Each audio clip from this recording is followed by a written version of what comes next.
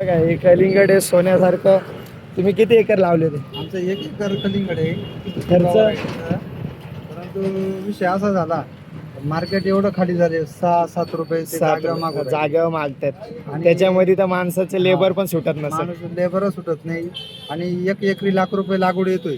बरोबर. भांडवल खर्च एकरी जवळ लाख रुपये येतोय. 6-7 रुपये 20 टन माल जरी काढला आपण हिशोब करा किती होत आहे. आणि शेतकरी किती शिल्लक राहते.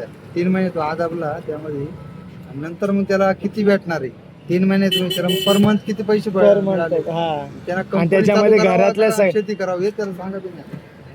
आता तुम्ही सांगा मित्रांनी काय करायचं शेतकऱ्यांनी तुम्ही म्हणतात शेतकरी पिकवत नाही आणि शेतकऱ्यांनी पिकवलं तर भाव भेटत नाही. आता ह्याच्यामध्ये जर समजा तुम्ही म्हणायला गेलं सरकारचं चुकतं का शेतकऱ्याला लावतं त्याचं शेतकऱ्याचं शेती करणं चुकतं. तुम्हाला सांगितलं रिअल फॅक्ट जी आहे सगळ्या शेतकऱ्यांना मी सांगतो. याच्यामध्ये सगळ्यात मोठी चुकी ही नर्सरी जी आता प्रोडक्शन जे चालू आहे नर्सरी जे तयार झाल्या सगळ्या काही नवीन 12 महिने 24 तास कोणत्याही प्रकारचं रोप अवेलेबल आहे.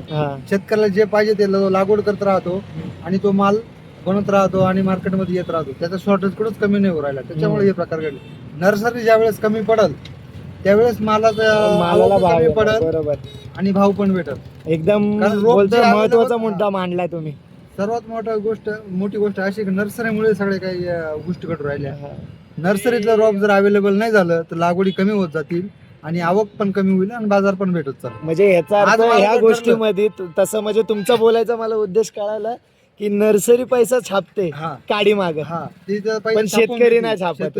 आता उदाहरण एक्झाम्पल तुम्हाला सांगतो. आज मला जर तांबाटा जर लावायचा असेल आता तांबाटा लावायचा सीझन संपला. आजची तारीख किती 3 का 4 तारीख आहे. 4 तारीख आहे. आता आपल्या इगतपुरी तालुक्यात तांबाटा लागवड होणार नाही. संपला विषय लावायचा लागवडीचा. पण जरी लावायचं ठरलं तर आज नर्सरीमध्ये जातो रोप अवेलेबल आहे. बरोबर. म्हणजे तुम्ही आज तांबाटा लावू शकताय.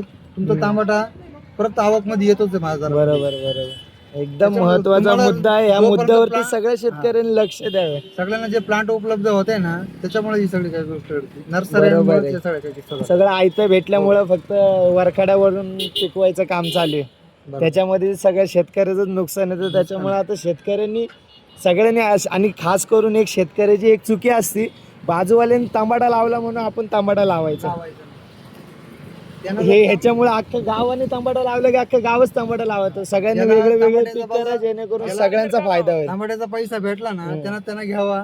आपण दुसऱ्या मालाचा पैसा घ्यावा. बरोबर. त्याचा पाहून आपण करायला गेलो त्याला नाही भेटत नंतर आपल्याला नाही भेटत. शेतकऱ्यांनी एकी ठेवावं. 20 रुपये किलो लावले.